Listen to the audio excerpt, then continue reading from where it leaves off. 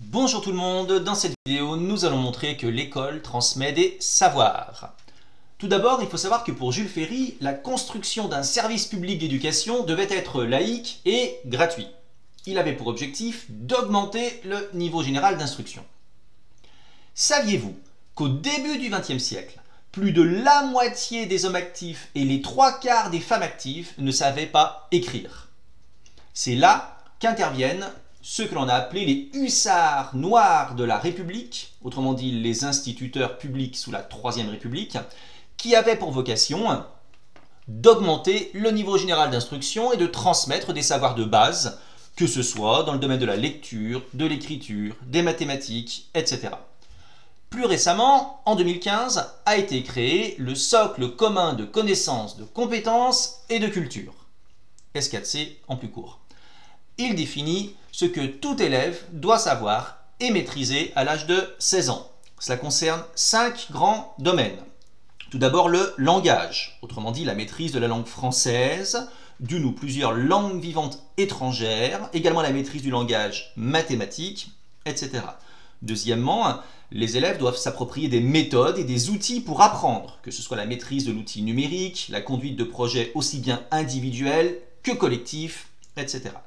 Troisièmement, il faut également former la personne et le citoyen. Autrement dit, les élèves doivent être des citoyens accomplis et bénéficier d'une formation tant morale que civique. Quatrièmement, ils doivent connaître des systèmes naturels et des techniques. Autrement dit, ils doivent avoir étudié la Terre, l'univers, ils doivent avoir développé une certaine capacité à résoudre des problèmes, etc. Enfin, on doit également leur transmettre une certaine représentation du monde et de l'activité humaine. Autrement dit, ils doivent avoir des connaissances du monde social contemporain, ils doivent comprendre les sociétés dans le temps, dans l'espace, etc. Par ailleurs, les savoirs transmis vont être validés par des diplômes, ce qui va permettre d'augmenter donc le stock de capital humain de chaque individu. Ces diplômes vont faciliter l'insertion ainsi que la stabilité professionnelle. En clair, ils vont augmenter l'employabilité des individus, autrement dit la capacité à pouvoir trouver plus facilement un emploi. Par ailleurs, ces savoirs, en étant validés par des diplômes, vont permettre de répondre aux besoins en main-d'œuvre de l'économie. Et on a également remarqué que plus le niveau de diplôme était élevé, plus le niveau de salaire et de responsabilité avait également tendance à être tiré vers le haut.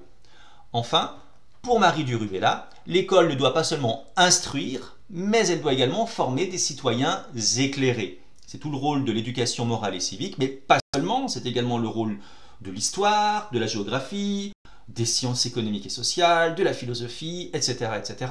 L'objectif, effectivement, va être de développer chez les élèves une certaine liberté de conscience, un certain esprit critique.